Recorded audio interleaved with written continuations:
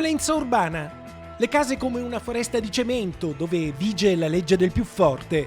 Immagini crude come quelle di un film, ma questa è realtà, cronaca, verità.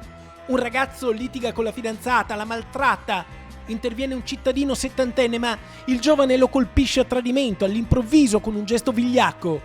Poi si accanisce sull'uomo a terra, gli dà un calcio in testa, poi uno in faccia.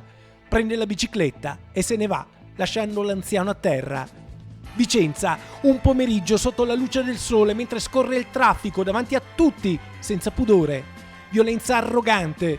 Qualcuno riprende, gira queste immagini col telefonino. Immagini che testimoniano, che documentano, che raccontano più di tante parole. Degrado umano, sociale, morale. La polizia entra in azione e arresta l'aggressore poco lontano in Viale Roma. È un ungherese di 25 anni, senza fissa dimora. Un violento già conosciuto alle forze dell'ordine. Si solleva l'indignazione della gente che chiede la certezza della pena. I cittadini chiedono aiuto.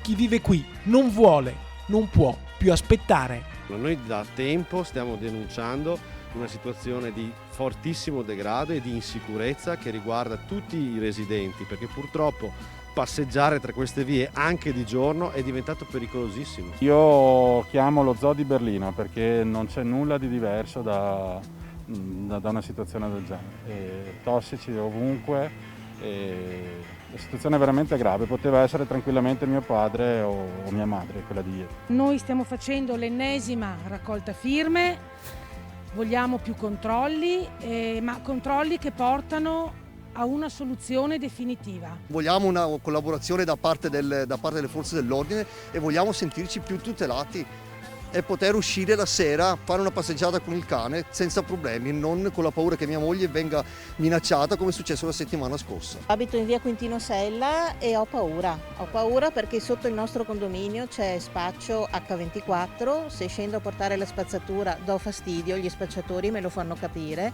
se porto giù mia mamma anziana a fare 2 passi do fastidio, quindi ho paura a uscire anche in pieno giorno.